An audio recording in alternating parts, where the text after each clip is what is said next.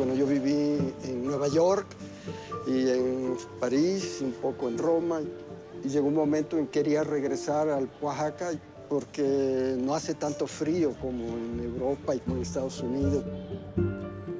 Las instituciones culturales que se han abierto 30 años hace han cambiado todo el panorama, toda la ciudad, talleres, en escuelas de arte, en ver exposiciones. Cuando se empezaron a trabajar ¿cómo se llama? Pues todos esos proyectos, no sabíamos realmente cuál iba a ser el resultado. Pues se hizo espontáneamente, pero no se hizo con un propósito, no había un plan que pudiera dar un resultado como el que se dio. Oaxaca has really done a remarkable job. The galleries, the museums are some of the best in the country. And it was basically the efforts of Francisco Toledo, a leading artist, and of Alejandro de Avila, who is a compadre of Francisco Toledo. And they were able to convince the city council, the politicians, of making decisions on museums and galleries rather than going the commercial kind of way. Toledo was famous for keeping a McDonald's out of the Zocalo, the city square, saying that this is the kind of thing that we do not need. Tourists do not come to have a McDonald's. They want to see Oaxaca. One of the things that Toledo did in particular was he brought over Finnish paper makers to establish a paper-making operation, but using the plants and materials that come from Oaxaca. Entonces estos amigos finlandeses habían hecho talleres para hacer papel. Y cuando vinieron a Oaxaca propusieron montar un taller y lo único que teníamos que hacer era comprar la máquina, la pila holandesa, que está allá. Y cuando llegó, pues no sabíamos dónde poner la máquina, porque pues necesita mucha agua, necesita instalaciones eléctricas. Al final descubrimos que había este pueblo de la montaña, de donde hay mucha agua, que el agua de Oaxaca, como un 30 o 40% sale de aquí. Y entonces, y aquí instalamos el primer taller.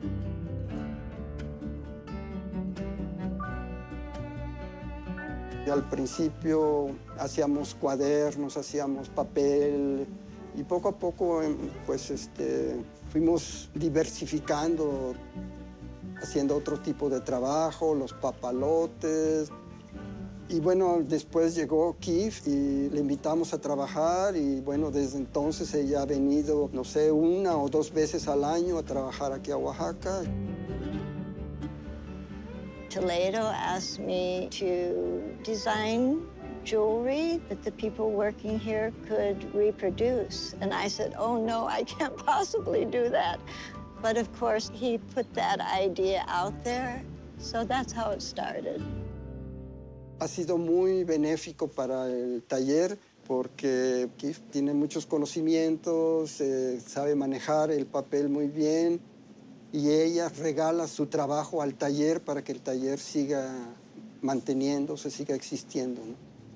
Pero bueno, el resultado es muy, muy bueno, muy bello. I didn't intend to be a jeweler. I didn't regard jewelry very highly, to be frank. But my husband and I first came to Oaxaca almost 50 years ago. At that time, we went to Monte Alban. We went very early one morning, and it was very calm, very peaceful, no one else there, and it was fantastic. We saw the jewelry from Tomb 7. It made a deep impression. It was the intimacy of the small scale and its impact that stayed with me, although it had nothing to do with, oh, I'm going to make jewelry. It's more now I see. The seed was planted.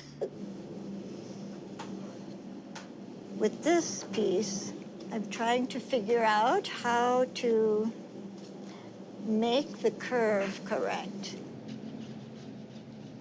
The building was originally a hydroelectric plant in the 19th century. It's a great place for making paper since you need the water. So always you have the sound of the water here. Estoy haciendo un collar que se llama agave. Luce puesto, pues luce como tal, como un agave abierto. Pues bueno, es bastante resistente. Todo el mundo nos pregunta, ¿qué pasa si se moja? Porque es papel, pero realmente no pasa gran cosa. Consta de dos tamaños diferentes de piezas.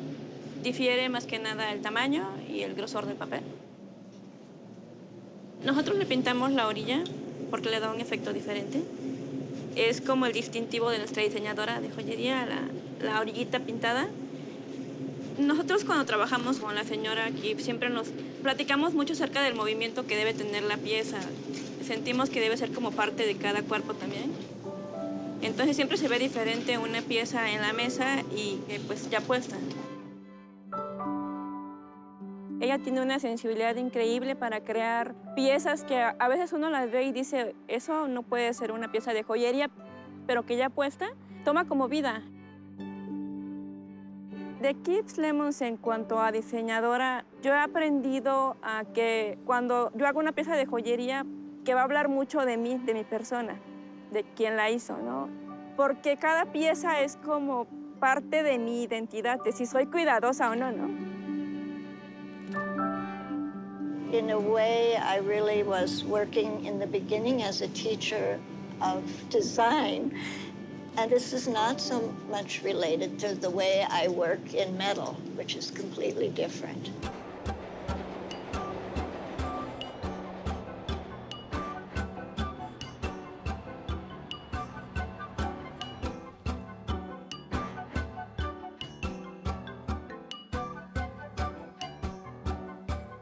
This is my Petri dish. There's no great value in any individual objects, but there's something that can happen from looking at the juxtapositions of these things. I was never attracted to the preciousness idea of jewelry, of diamonds, gold in the materials. What I valued were things that were maybe overlooked or disregarded in the culture. And I began to use some of those materials. I'm often put in that place that I work with found objects, but I think in some ways I'm difficult to categorize or define within the jewelry movement. For me, it's not the technique of how I make something, but the why I make something. And if something doesn't have vitality for me, well, then there's no point. So the why is more important than how. If you really look at Chicago now, you can see how the Mexican immigrants and community have greatly affected, in a positive way, the fabric of this city. One of the most important ideas that this museum has had is the concept of sin fronteras. And what that basically means is that there are no borders when it comes to culture, when it comes to community. Borders do not exist in the arts. The strength of artwork is that it can create bridges. It can show you what you have in common with all humanity, and it can do it in a very subtle and quiet way. This museum's relationship with Francisco Toledo goes way back. The museum was a year old in 1988, and we displayed the very first solo exhibition of Maestro Toledo in a museum in the United States. And it just made so much sense that we would, almost 30 years later, open our gallery doors to the more recent work of the Maestro Toledo's studios. This recent work from Casa, Casa being the Cultural Arts Center in San Agustin, outside of Oaxaca City, that was founded by Maestro Toledo, and the works that are on our walls come from that space. They work felt and many other materials that are traditional, yet the way they do it is very, very contemporary. There were many hands that were a part of the creation of these works, but there was one vision, there was one mind behind it, which would have been Francisco Toledo. There was a similarity in how he set up the felt workshop to the paper workshop. Somehow he has ways of bringing out the best use of these materials in an expressive way. And he has a much wider view than a single media, a single technique, a single means of expression.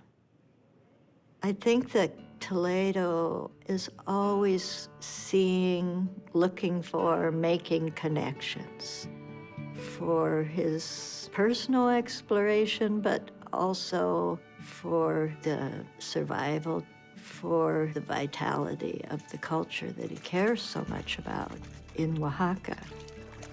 I'm not sure he likes the term activist, but I think of him as that, as a cultural activist.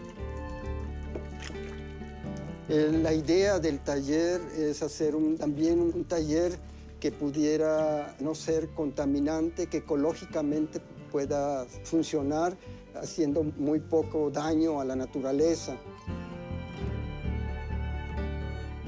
Por otro lado, también se quiso hacer usar los árboles, las plantas de la región para hacer papel. No solamente algodón, sino aquí hay otras plantas como el pochote, chichicasle. Hay muchas plantas en Oaxaca que pueden servir para hacer papel, ¿no? Todo tiene que ser natural. La pigmentación de las fibras, si tú quieres un color en especial, tiene que ser natural. E igualmente la decoración de este tiene que ser natural, porque toda la cantidad de agua se reintegra a la red municipal, que por lo general es para consumo humano. Listo.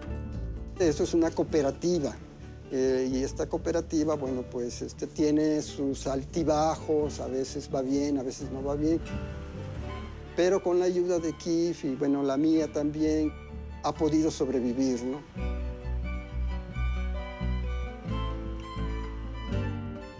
There are two kinds of borders.